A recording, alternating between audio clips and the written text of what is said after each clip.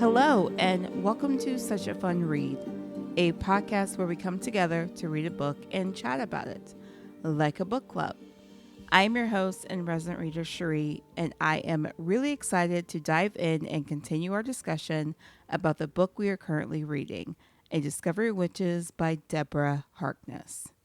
We'll be getting into the characters, the story, the lore, and unraveling how this series all begins. This podcast is not spoiler free, but we will not be discussing anything that happens in future books in this series, and we will only be discussing what we've read so far. We'll start out with the manuscript section. There we will talk about what just happened. What we just read, we will go chapter by chapter. And then we will go to the congregation section. Here we will talk about the things that stood out in the chapters, things we learn about, things we might think will be important for later, and we also might talk a little bit about lore here as well. And then we will have a rapid fire section. Here we'll go over 3 characters I want to talk about, 2 things I'm looking forward to, what moments have intrigued me about what could happen in the future, and 1 favorite quote. I'll pick a favorite quote from these chapters. For this episode, we are discussing chapters 12 through 16. So whether you're a diehard fan of this series or discovering it for the very first time, there is something here for all of us to enjoy and explore together. Also, if you are enjoying these discussions about A Discovery of Witches, please head on over to Apple Podcasts or your favorite podcast app and rate and review Such a Fun Read. It definitely helps spread the word and allows more fans of this book that we're reading to join our discussions and the community. Now, with all that being said, let's go ahead and get into the manuscript section and talk about what happened in these chapters.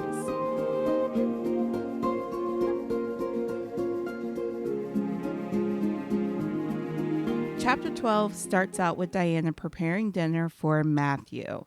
She had been trying to figure out what to cook for him all day. She was relieved that she was able to avoid run-ins with Peter Knox and Gillian Chamberlain earlier that day in the library, and she'd be able to focus on the dinner. But when Matthew arrives to her rooms, Diana feels a flutter of nerves, but quickly dismisses them. I think we can call it a date, Diana. I think it's okay. At first, when Matthew arrives, he just stands at the door. Diana invites him in and makes a comment inviting vampires in her home. Matthew responds to her and tells her to forget what she thinks she knows about vampires. During the evening, Diana watched Matthew while he assessed his wine and wondered how many sensory receptors a vampire had in their nose. She also admitted to herself that she didn't know the first thing about vampires. Maybe that will change, Diana. Maybe that will change.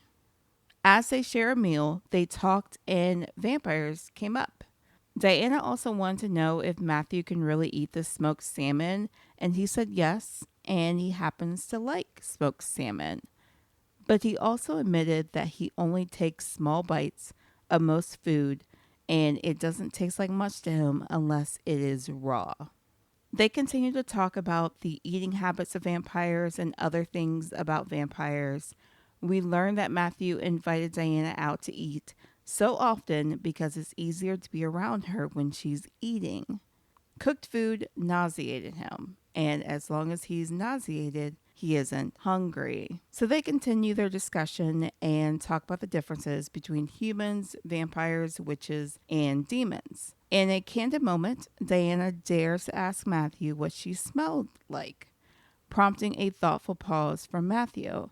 He does give his answer, though. Matthew then thanked Diana because it had been a very long time since someone had made a meal for him. He brought over a wine for them to have for after dinner, and it was from 1811. The conversation then turned to Matthew's age. He first answered that he was older than he looked. Finally, after being hesitant about it, he gave her an answer. More on that later. So Diana asked him what he was doing in the fall of 1859. And Matthew wants to know what Peter Knox had been telling her. Matthew tells Diana what vampires believe about Ashmole 72, and Diana tells Matthew what she knows about the book. Before Matthew left, he invited Diana to his lab the next day. He wanted to show her something. And as he was at her door, Matthew noticed something off about the lock on her door and told Diana she should have it checked. Before Diana could stop herself, she ends up giving Matthew a spontaneous kiss on the cheek that caught them both off guard. We move on to chapter 13, and it is the next day, and Diana is off to Matthew's lab. She noticed there was a lot of security to get into said lab. Matthew eagerly shares his latest research with Diana, delving into the genetics of vampires, witches, and demons. The lab buzzes with activity as Marcus Whitmore joins them. We meet Marcus. His keen eye caught Diana's AB negative blood type and her witch heritage.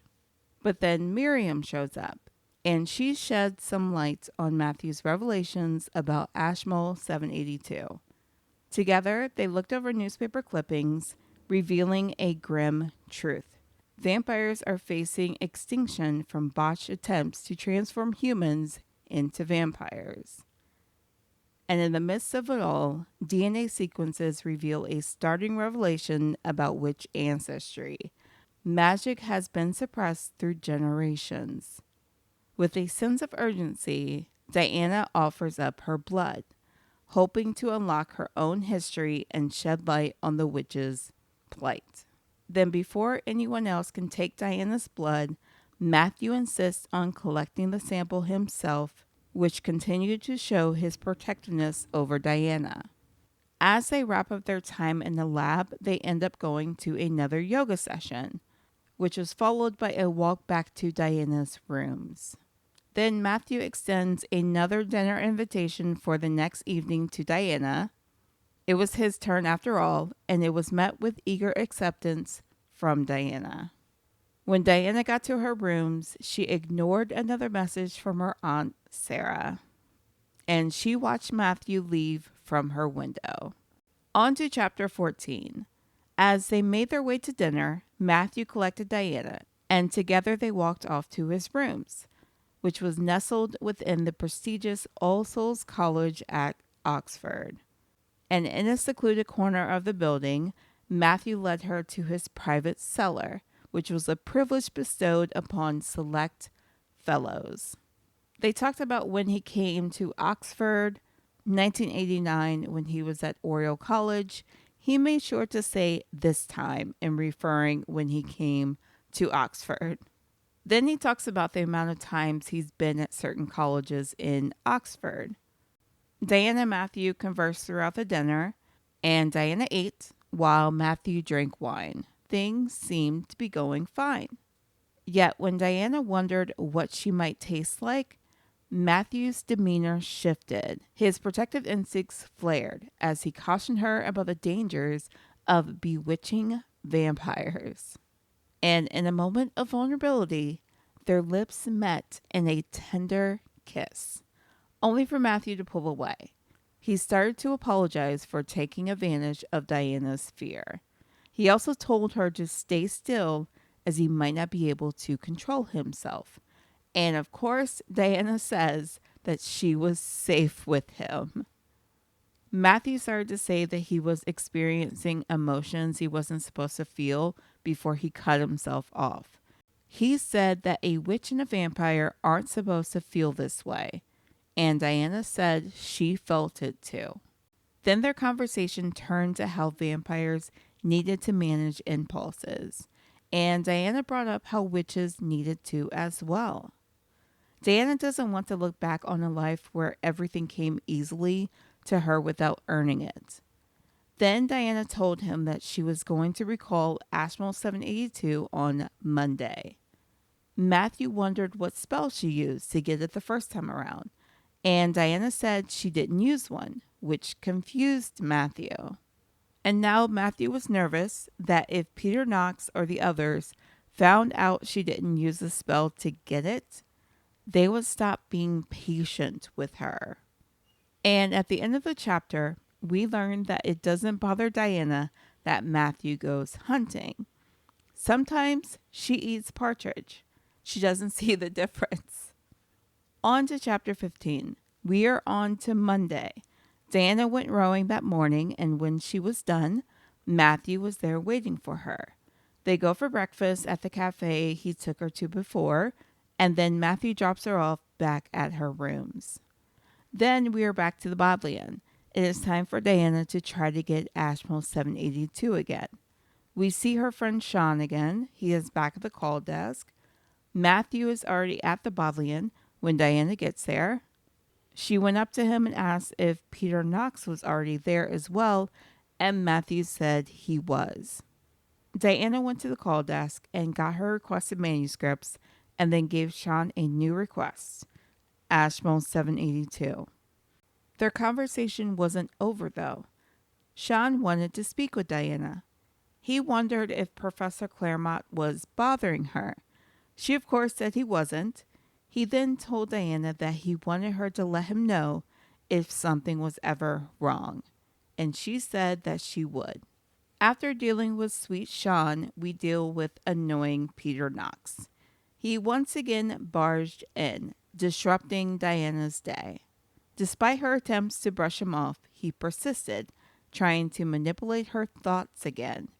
Matthew stepped in, being a protective presence by her side, as Knox continued his intrusive behavior, threatening Diana with accusations.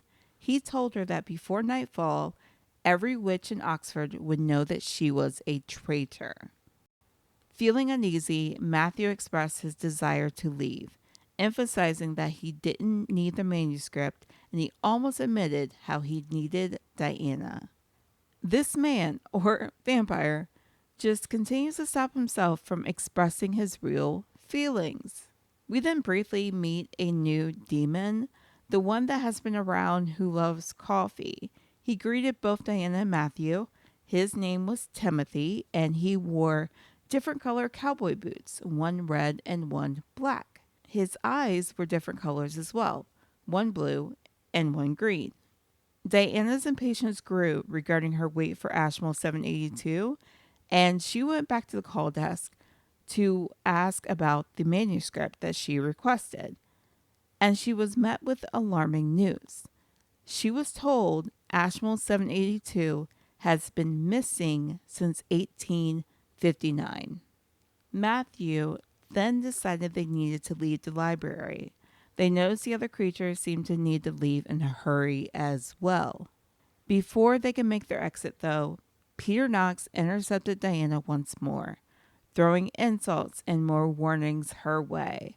Apparently, she would regret it if she didn't remember who she was. Matthew intervened and they leave before he could cause a scene, and they go back to Matthew's rooms. He starts urging her to stay at Woodstock, the old lodge, where they go for yoga, for safety.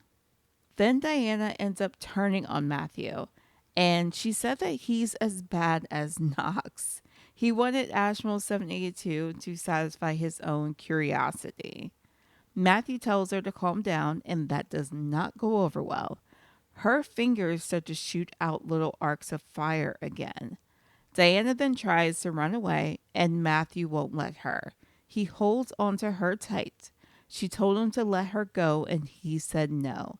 He is the first man to ever say no to her when she asked them to stop doing something. He wondered if that happened before with her fingers, and she said that it happened once, after speaking with Gillian Chamberlain. Reluctantly, Diana agreed to go to Woodstock, the old lodge, and Matthew takes her back to her rooms to pack. Before heading off to her rooms, she picked up her mail, and there was a large brown envelope. When she opened it, she found a photo of her parents in a chalk circle when they died, and a piece of paper attached to the photo that said, "Remember?" She screamed, and Matthew was at her rooms in no time. Overwhelmed, Diana confided in Matthew about Gillian's revelation regarding her parents' death. Witches killed her parents. He offered her comfort, administering a sedative and assuring her she wasn't alone anymore. Chapter 16. We are back in Matthew's perspective. He sat by Diana's side as she slept. He listened to his messages, and there was a message from Marcus that caught his attention, hinting at surprising revelations in Diana's DNA test results. Without hesitation, Matthew called Marcus and instructed him to bring the reports in his passport to Diana's rooms.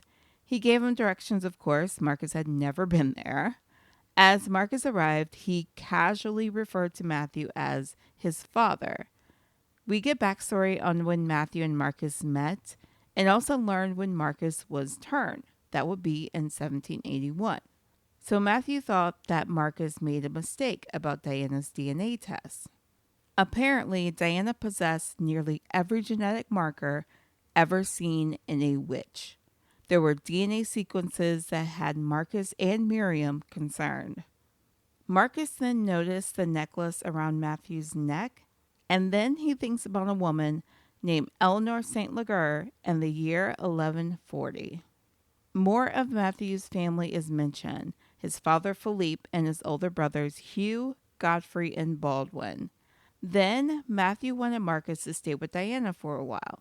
He planned on confronting Gillian Chamberlain and then possibly Peter Knox. However, Marcus mentioned how Peter was a part of the congregation, and he cautioned Matthew against further antagonizing them, highlighting Matthew's situation with Diana and bringing up the covenant. Marcus then agreed to look after Diana, and once Matthew returned, Marcus wondered if Matthew would share the DNA findings with Diana, and he said no. I don't think Diana is going to like that. Marcus didn't think so either. Then Marcus also wondered if Diana knew about their family or Matthew's other children. Of course, that was a no, and Marcus said that Matthew was making a mistake. Matthew said he would tell her everything when she was ready. Also, the plan shifted. Matthew announced his decision to take Diana to Septor and not Woodstock Lodge. Marcus then voiced his concerns. He said that Matthew can't put her under the same roof as Isabeau, Matthew's mother. It seemed that Isabeau blamed witches for the death of Louisa and Philippe, Matthew's father. But despite the objections, Matthew remained steadfast in his determination to protect Diana at all costs.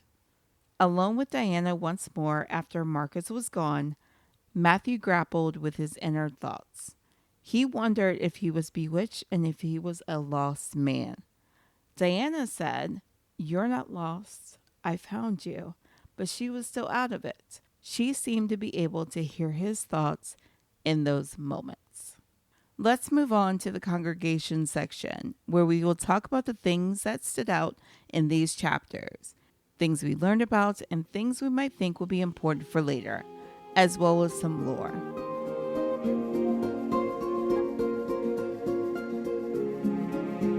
Since we call this section the congregation, let's start off by talking about what it is. Here's what we know about the congregation so far. The congregation consists of 9 members, 3 vampires, 3 witches, and 3 demons.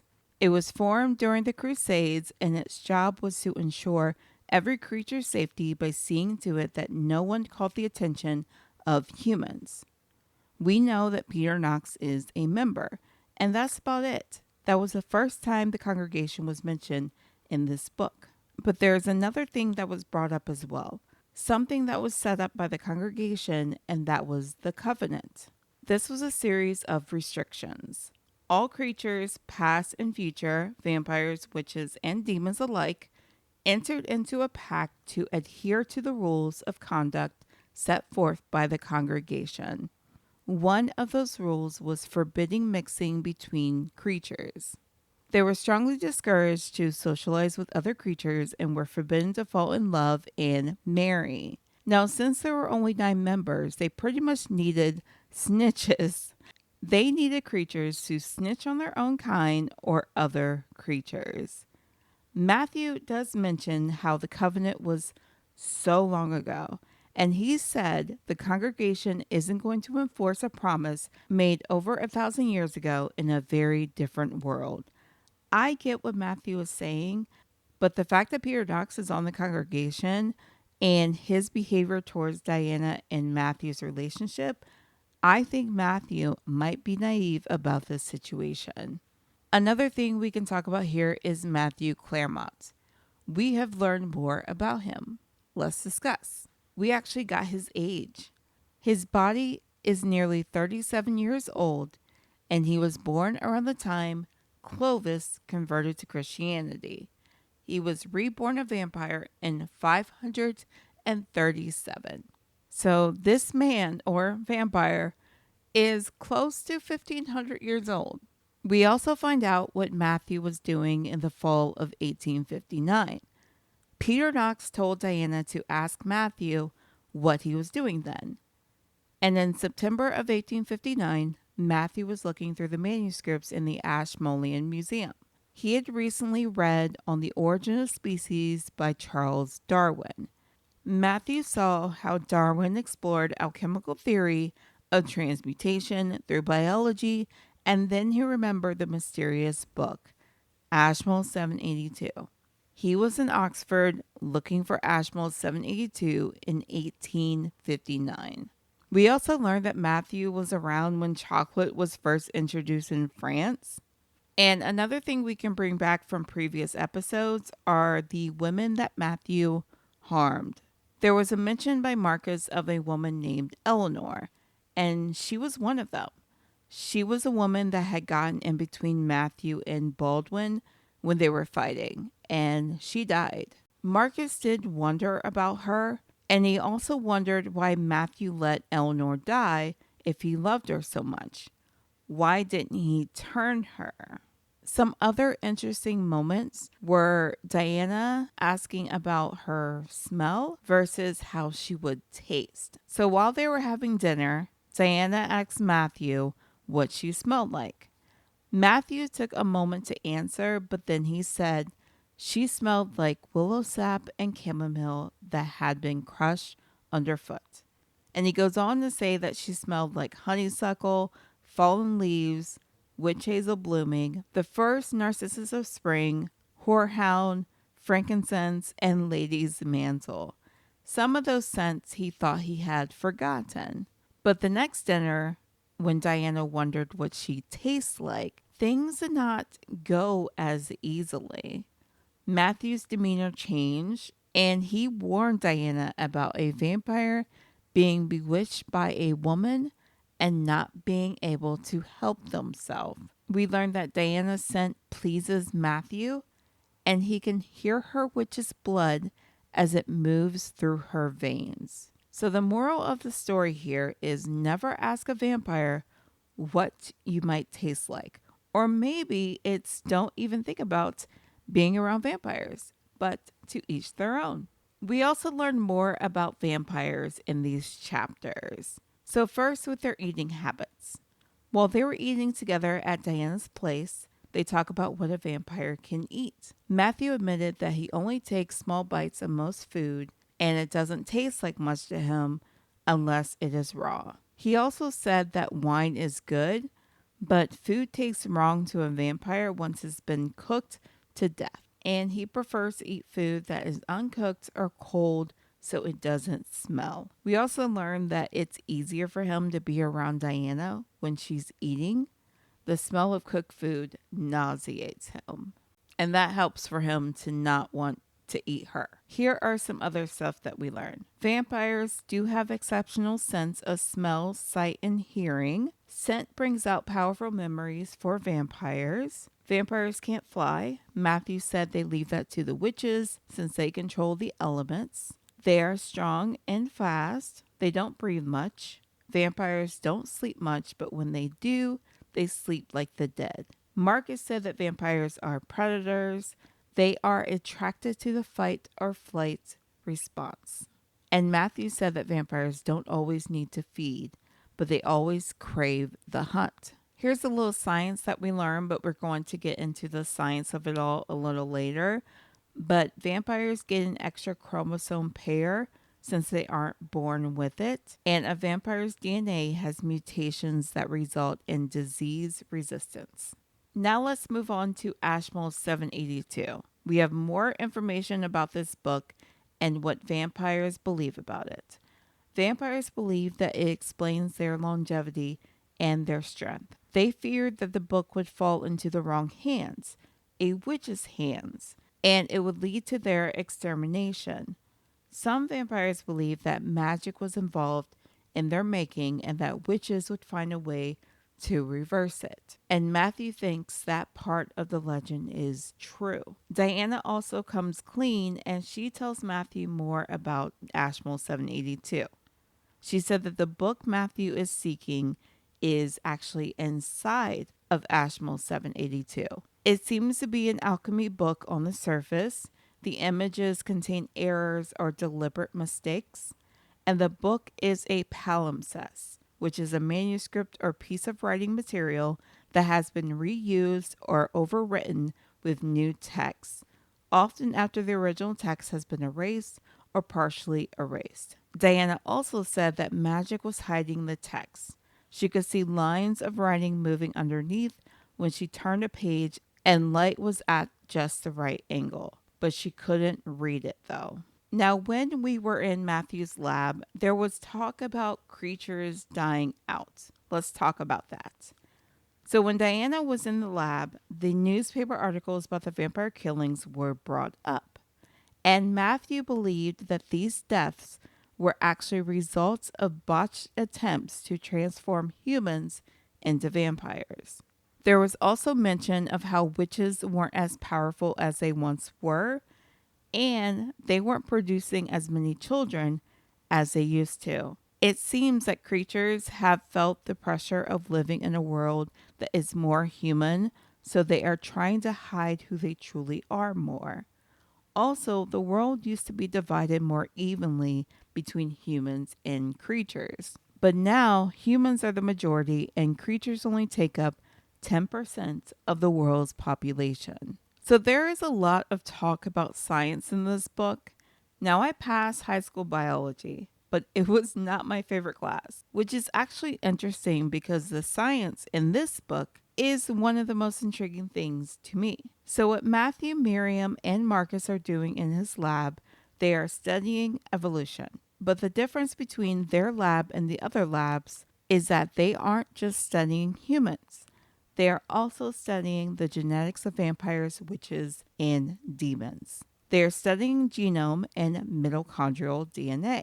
The genome refers to the complete set of genetic material, DNA, present in an organism. It's like a massive instruction manual for life stored in DNA. It contains all the information needed to build and operate an organism, from genes that code for proteins to regions that control gene activity.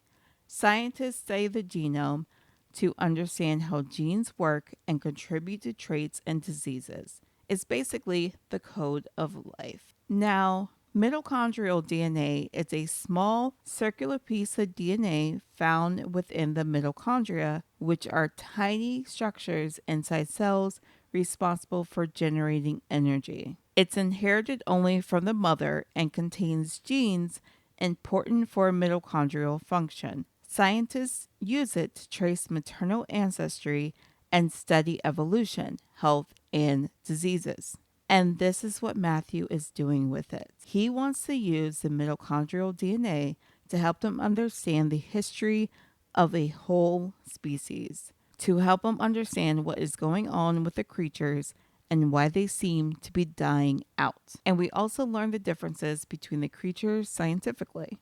Humans have 23 pairs of chromosomes in every cell nucleus. Vampires and witches have 24. And we learned earlier that vampires get their 24th after they are turned. And demons also have 23 pairs like humans, but they have an extra single chromosome. Now, throughout this story, we will continue to see the mention of historical figures. And I'm going to continue to keep track of them. I don't think I've missed anyone during these chapters, but I might have. Let me know. First up, we have Machiavelli. He was mentioned when Diana was trying to figure out Matthew's age, asking if Matthew knew him. So, Niccolo Machiavelli was an Italian Renaissance political philosopher and writer. He was best known for his seminal work, The Prince, which was written in 1513. He was called the founder of modern political science. He was also a senior official in the Florentine Republic in diplomatic and military affairs. His ideas on politics and leadership have sparked significant debates and controversy over the centuries, with some viewing him as a realist who understood the complexities of power dynamics, while others see him as a proponent of unethical behavior in politics.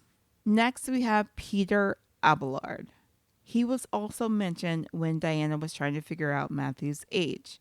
She wondered if Matthew attended the University of Paris when Abelard was teaching there. So Peter was a French philosopher, theologian, and logician. He lived in the 12th century, and he is best known for his work in logic and his contributions to medieval philosophy. His most famous work was Sic et Non. He looked at different ideas from church leaders to show why it's important to think critically about religion. He also had a well-known love story with a woman named Heloise. They wrote letters to each other known as the Letters of Abelard and Heloise, which talked about their intense and sad love. Next, we have Charlemagne. And like the ones before, he was mentioned when Diana was trying to figure out Matthew's age. She wanted to know if Matthew watched his coronation. So Charlemagne was a powerful king of the Franks in the early Middle Ages. He was a skilled military leader and expanded his kingdom through conquest, eventually uniting most of Western Europe under his rule. He supported Christianity, established schools, and was crowned Emperor of the Romans in 800 AD. Charlemagne is celebrated for his military achievements and contributions to European culture and education. Next, there is Ben Jonson. Diana thought of a line written by him when she found out Matthew's age. So Ben Jonson was a prominent English playwright and poet who lived during the late 16th and early 17th centuries. He is best known for his satirical comedies such as Volpone and The Alchemist, which criticized the social and political issues of his time. And he was a contemporary of William Shakespeare and highly regarded for his wit and craftsmanship in writing. He also served as a literary critic and influenced the development of English drama. Next, we have John Milton. Matthew quoted him while speaking to Diana. So John was an influential English poet and writer who lived during the 17th century. He is best known for his epic poem Paradise Lost, which tells the story of the fall of man and explores themes of good and evil, free will, and redemption. You know, I don't think I ever read Paradise Lost. I just thought about that. But Milton was also a political activist and wrote numerous pamphlets advocating for religious and political freedom. Or maybe I read it in high school or college. I don't know. Despite losing his sight later in life, Milton continued to write and produce significant works including Paradise Regained and Sansom Agonistes. Next, we have Elizabeth Tudor. She was commonly known as Queen Elizabeth I and was one of England's most famous monarchs. She ruled from 1558 until her death in 1603, making her reign one of the longest in English history. She was a daughter of King Henry VIII and Anne Boleyn, and her reign saw religious and political stability, defeating the Spanish Armada in 1588 and fostering a golden age of arts and exploration. And her intelligence and diplomacy earned her the nickname the Virgin Queen.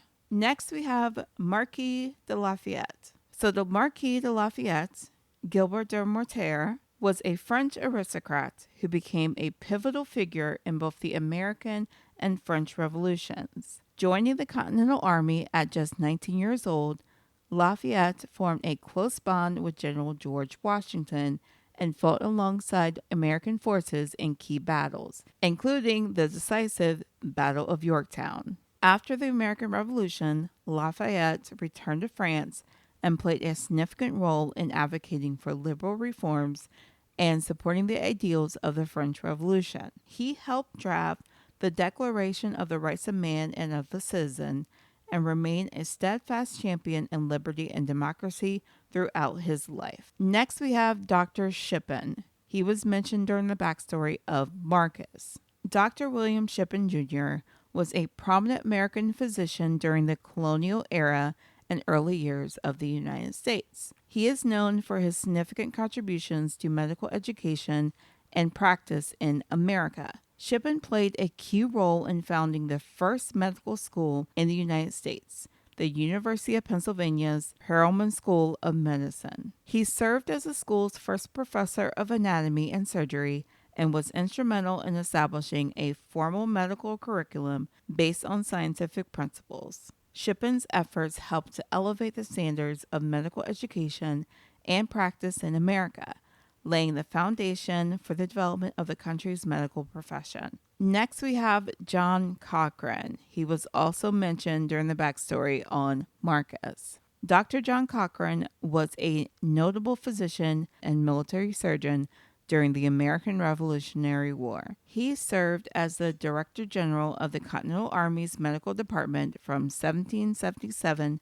to 1781, playing a crucial role in organizing medical care for American troops during the conflict. Cochrane implemented reforms to improve hygiene and medical practices, reducing mortality rates among soldiers. He also established hospitals and medical facilities to provide care for wounded and sick soldiers. And next we have General Washington, who was also mentioned during Marcus's backstory. General George Washington. He was born in Virginia in 1732 and emerged as a pivotal figure in the American Revolutionary War and the founding of the United States. Appointed Commander-in-Chief of the Continental Army in 1775, Washington led American forces throughout the conflict, facing numerous challenges and demonstrating exceptional leadership and strategic prowess. His victories, including the Battle of Trenton and the Siege of Yorktown, played a crucial role in securing American independence from British rule. After the war, Washington played a key role in shaping the new nation, presiding over the Constitutional Convention, and serving as the first president of the United States from 1789 to 1797. And of course, when I'm thinking about Lafayette and Washington, I'm thinking about the musical Hamilton. Next, we have the Oneida Warriors. They were also mentioned during Marcus's backstory. The Oneida were one of the 6 nations of the Iroquois Confederacy, and their warriors played a significant role in various conflicts and alliances in colonial America. During the American Revolutionary War, the Oneida sided with the colonists and fought alongside them against the British. Oneida warriors participated in key battles, such as Oriskany and Saratoga, providing crucial support to the American cause. Their contributions helped to secure American victory and played a significant role in shaping the outcome of the war. And after the Revolutionary War, the Oneida continued to defend their homeland and way of life against encroaching settlers and government policies. And today, the Oneida Nation remain a federally recognized tribe with a rich cultural heritage and ongoing efforts to preserve the traditions and sovereignty. Next up, we have Charles Darwin. He was mentioned while Matthew was explaining what he was doing in 1859. Charles Darwin was a renowned British naturalist and biologist who is best known for his theory of evolution by natural selection. Born in 1809, Darwin embarked on a voyage aboard the HMS Beagle in 1831, during which he collected specimens and made observations that would later form the basis of his groundbreaking ideas. In 1859, Darwin published his seminal work, On the Origin of Species, in which he proposed that species evolve over time through the process of natural selection, whereby organisms with favorable traits are more likely to survive and reproduce. This theory revolutionized our understanding of the natural world and has had profound implications for fields such as biology, anthropology, and psychology. His work laid the foundation for modern evolutionary biology and continues to be a cornerstone of scientific inquiry. Next, we have Eleanor St. Leger. She was brought up as one of Matthew's past relationships. Eleanor was a historical figure known for her association with the Marquis de Lafayette, particularly in the context of the events surrounding her death. She was a woman from Ireland who became romantically involved with Lafayette's older brother, Baldwin. Their relationship was marked by tragedy when Baldwin and Eleanor were involved in a duel, resulting in Eleanor's death. The circumstances surrounding her life and death have captured historical interest, particularly due to her connection with the Lafayette family and the dramatic nature of the events. So reading her actual backstory makes me understand how she was kind of put into this story. Next, we have Attila. I believe Matthew mentioned him. I believe he did. So Attila, often referred to as Attila the Hun, was a powerful ruler and military leader of the Huns, a nomadic people originating from Central Asia. He reigned as king from 434 until his death in 453. Attila's leadership was characterized by his aggressive expansionist policies, leading the Huns in numerous military campaigns across Europe. He is perhaps best known for his invasion of the Western Roman Empire, during which he ravaged territories in modern-day France, Italy, and the Balkans. Attila's military prowess and ferocious reputation earned him the nickname Scourge of God. His death in 453 brought an end to his empire and marked the decline of the Hunnic threat to Europe. So we just went over a bunch of historical figures, but there seem to have been historical events mentioned during these chapters. So I'm going to start keeping track of them as well. Like historical figures, I don't think I've missed any events during these chapters, but I might have. Let me know. So we start off with Halley's Comet. This was named after the astronomer Edmund Halley, and it is one of the most famous comets known to humanity. It is visible from Earth approximately every 76 years as it orbits the sun. Halley's Comet last made its appearance in the inner solar system in 1986 and is expected to return around the year 2061. Its appearance has been recorded throughout history with notable sightings in 1758 and 1835, among others.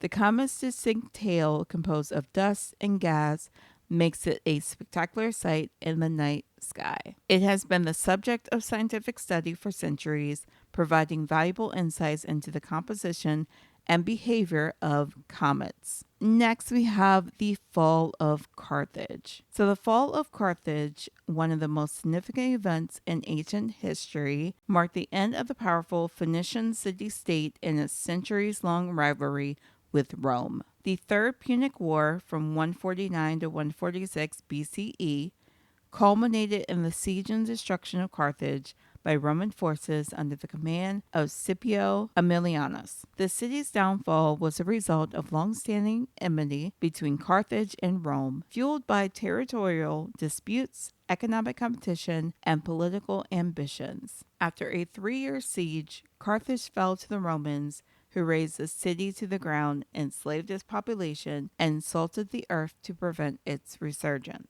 The fall of Carthage marked the end of Phoenician influence in the Mediterranean and solidified Rome's dominance as the preeminent power in the region. Next, we'll talk about Clovis converted to Christianity.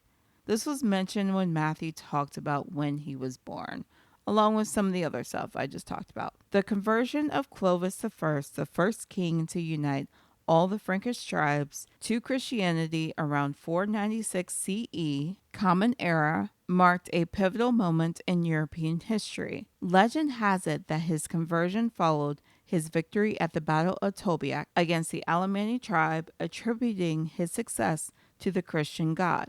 The significant event not only aligned Clovis and the Frankish kingdom with the growing influence of Christianity in Europe, but also provided religious legitimacy to his rule. Clovis's conversion facilitated the spread of Christianity among the Frankish people and played a crucial role in the Christianization of Western Europe, shaping the religious and cultural landscape of the region for centuries to come. Next, we have the Black Death. I believe this was mentioned when Diana was trying to figure out how old Matthew was. So the same as the others. The Black Death, one of the deadliest pandemics in human history, swept across Europe and Asia in the 14th century, causing devastation on an unprecedented scale. Originating in Central Asia, the disease caused by the bacterium Yersinia pestis spread rapidly along trade routes carried by fleas infesting rats.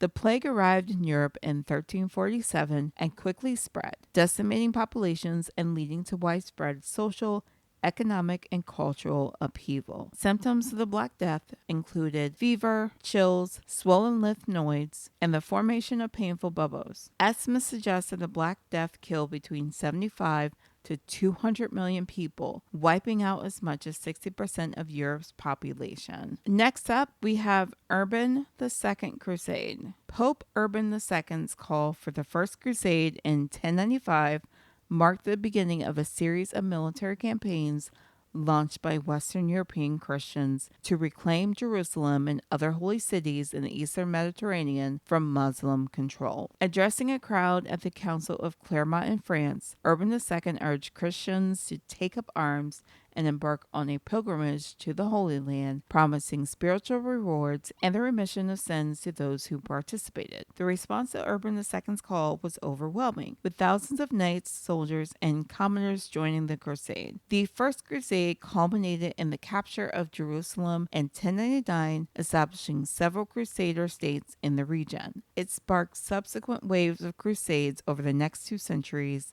shaping the political, religious, and cultural landscape of medieval Europe and the Middle East.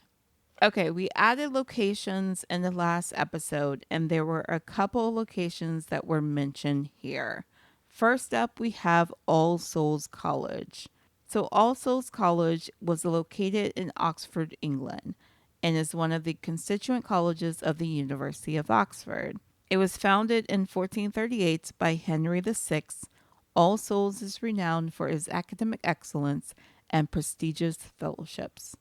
The college is distinctive for its distinctive neo-Gothic architecture, including the iconic Codrington Library. It is primarily dedicated to postgraduate research and scholarship, with fellows and scholars from diverse academic disciplines contributing to its intellectual community. Known for its rigorous selection process, All Souls maintains a tradition of academic excellence and scholarly pursuit, making it one of the most esteemed colleges within the University of Oxford. And then we have the Marlborough Club. So that was a prestigious social club founded in London in 1863. It was situated in Pall Mall, a street renowned for its exclusive clubs. The Marlborough Club catered to the elite of British society, offering its members luxurious facilities for dining, socializing, and recreation. It attracted members from aristocratic families, high-ranking military officers, politicians, and other influential figures. The club's elegant premises and impeccable service made it a favorite gathering place for the upper echelons of society during the Victorian era, and it eventually closed its doors in the early 20th century. Okay, so we'll move on to the rapid fire section now. To start, we'll discuss the 3 characters I want to talk about. And first up, we have Marcus Whitmore. He is one of my favorite characters. I was about to say that all of the vampires are my favorite characters, but no. That is not true. We'll get to the others that I do not like later on. But back to Marcus. He is Matthew's son, not biologically, but in vampire terms. We meet him first when we are in Matthew's lab. And later we get some backstory about him and his relationship with Matthew. So Marcus meets Matthew in 1777. He's actually American. He's from Hadley, Massachusetts. He was a surgeon's assistant in the Continental Army, and he was turned in 1781 after catching a fever. He also fathered his own children in New Orleans later on, and things got a bit out of hand there. Matthew, along with a vampire named Juliet, who we have not met yet, cleaned up that mess, which caused Marcus to have less children. And that's pretty much what we know about Marcus so far. We know that he cares for Matthew, he cares for his family, and he wants to make sure that Matthew doesn't get into any trouble. Next character I want to talk about is Miriam Shepherd, another one of my favorite characters, also a vampire. We met her earlier on when Matthew needed her to help protect Diana. And information about her and when she became a vampire is unknown as of now. And we actually have not learned much about her so far. But what we do know is that she is a close research colleague and friend to Matthew. She is a rather honest vampire. She seemed to tell Diana about herself quite a bit when she could. And she is very loyal to Matthew. She's a very loyal friend. And the last character I want to talk about is Sean. Now, I could not find a lot of information about Sean.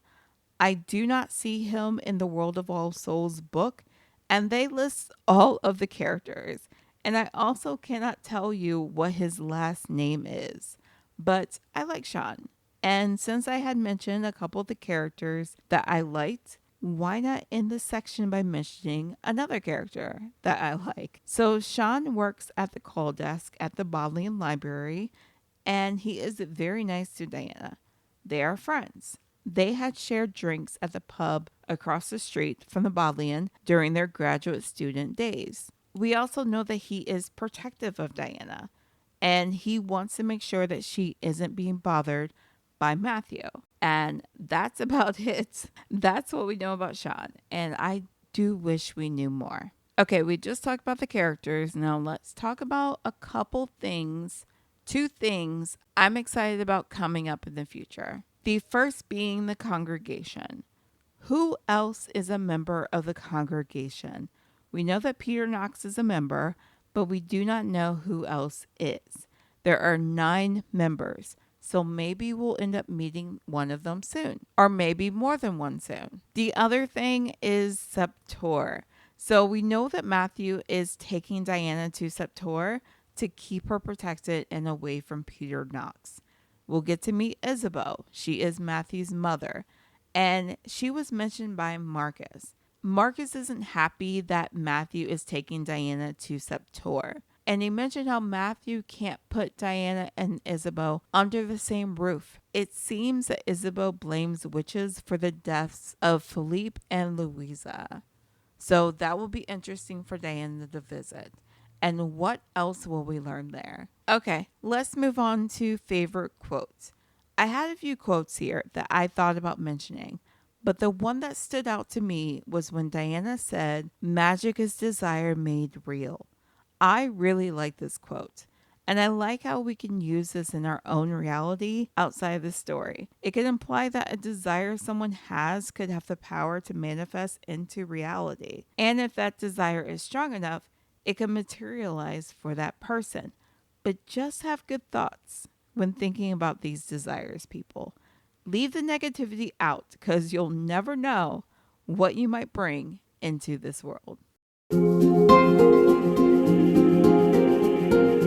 right, folks, that brings us to the end of this episode into the world of the discovery of witches. We tackled chapters 12 through 16. And next week, we will be reading chapters 17 through 22. So get ready for more adventures with Diana and Matthew, and hopefully a trip to Septor. I'd really love to hear your thoughts on what is going on in these chapters. You can send me an email to suchafunread@gmail.com. Also, if you'd like to send in a voicemail, we have a website now. You can go on over to suchafunread.com and click on the Join the Discussion button. I love to spotlight your thoughts in the future episodes. And if you're enjoying this deep dive into the world of All Souls, please share with your friends. If you know someone that loves this series or could love this series, go ahead and share this episode with them, and then we can all love this series together. Also, don't forget to please consider rating and reviewing Such a Fun Read on Apple Podcasts or your favorite podcast app. As I mentioned earlier, every rating helps spread the word and allows more fans of this book to join our discussions and the community. Until next time, happy reading!